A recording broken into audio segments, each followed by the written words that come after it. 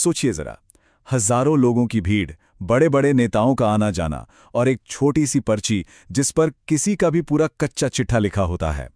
आखिर सिर्फ 26 साल की उम्र में धीरेंद्र कृष्ण शास्त्री पूरे देश के लिए बागेश्वर धाम सरकार बन कैसे गए? तो आज हम इसी गुत्थी को सुलझाने की कोशिश करेंगे। असली सवाल यही है, क्या ये सच में कोई दिव्य शक्ति है या फिर ये एक बहुत ही होशियारी से की गई कलाबाजी है जिसने लाखों लोगों को अपना दीवाना बना दिया है। देखिए, इस पूरी बहस के ना दो सिरे हैं। एक तरफ बात होती है सिद्धि की, मतलब हिंदू धर्म में मानी जाने वाली वो अलौकिक शक्ति जो बहुत कठोर तपस्या के बाद मिलती है। और दूसरी तरफ है मेंटलिज्म।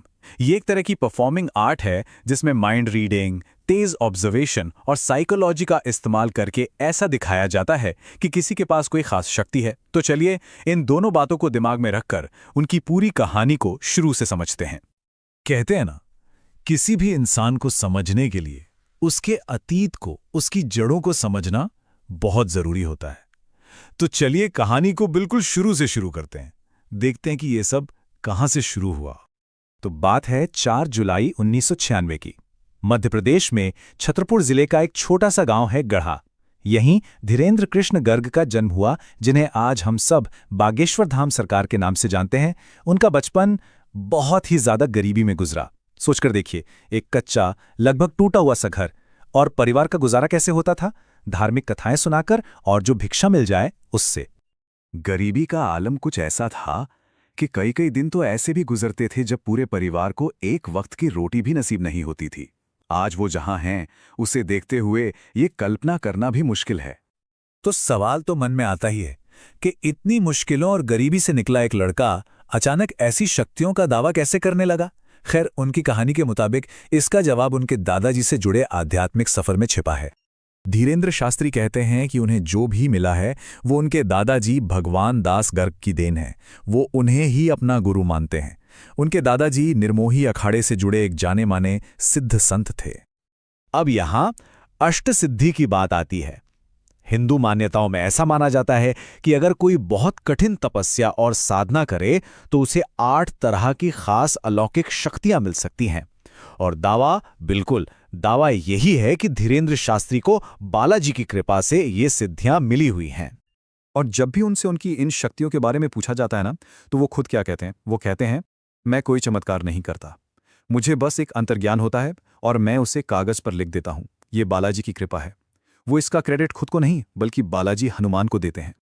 और फिर कहानी में आता है एक बहुत बड़ा टर्निंग पॉइंट, एक ऐसी चुनौती, एक ऐसी अग्नि परीक्षा जिसने धीरेंद्र शास्त्री को रातों रात पूरे देश में मशहूर कर दिया। ये बात है जनवरी 2023 की। नागपुर में उनका एक कार्यक्रम था। वहीं पर अंधश्रद्धा निर्मूलन समिति ने उन्हें एक खुली चुनौती दे डाली। फिर क्या था, बवाल मच गया। उन पर यह आरोप लगा कि वो चुनौती से डरकर कार्यक्रम अधूरा छोड़कर भाग गए। मीडिया में यह खबर आग की तरह फैल गई और इसके जवाब में शास्त्री जी ने रायपुर में एक लाइव दरबार लगाकर सबको जवाब दिया। चुनौती सीधी और सिंपल थी। श्याम मानव ने कहा कि अगर शास्त्री जी उनके लाए 10 लोगों के बारे में सही जानकारी दे दें तो वो उन्हें 30 लाख रुपए देंगे। बस इसी एक घटना ने पूरे देश को 2 हिस्सों में बांट दिया। एक तरफ थे आलोचक जो कह रहे थे कि ये सब माइंड रीडिंग और जादू की ट्रिक हैं, और दूसरी तरफ थे उनके समर्थक जिनका कहना था कि ये सनातन धर्म पर हमला है। इन सारे इल्जामों और विवादों के बीच उनका जवाब था, कायर नहीं हूं मैं। मतलब साफ था, वो पीछे हटने वालों में से नहीं थे। और इसी के बाद उन्होंने रायपुर में वो मशहूर दरबार लगाया था।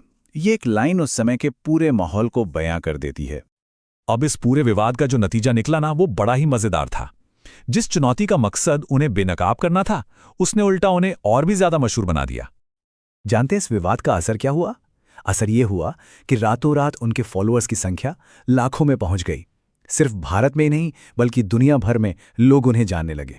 और इस बढ़ती हुई शोहरत का इस्तेमाल उन्होंने सामाजिक कामों में भी किया, जैसे छतरपुर में एक बहुत बड़ा कैंसर अस्पताल बनवाना या फिर हर साल गरीब घर की लड़कियों की सामूहिक शादी करवाना।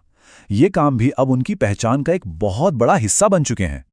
तो इस पूरी कहानी को जानने और सारे तथ्यों को देखने के बाद हम घूम फिरकर वापस उसी सवाल पर आ जाते हैं जहां से हमने ये सफर शुरू किया था। लेकिन इस बार इसका जवाब किसी और के पास नहीं है। अब सोचने वाली बात यही है, क्या बागेश्वर धाम सरकार की ये शक्तियां सच में दैवी हैं, या फिर ये विज्ञान का ही कोई ऐसा रहस्य है जिसे हम आज तक समझ नहीं पाए हैं? इसका फैसला अब हर किसी को अपने विवेक और विश्वास के आधार पर खुद करना है।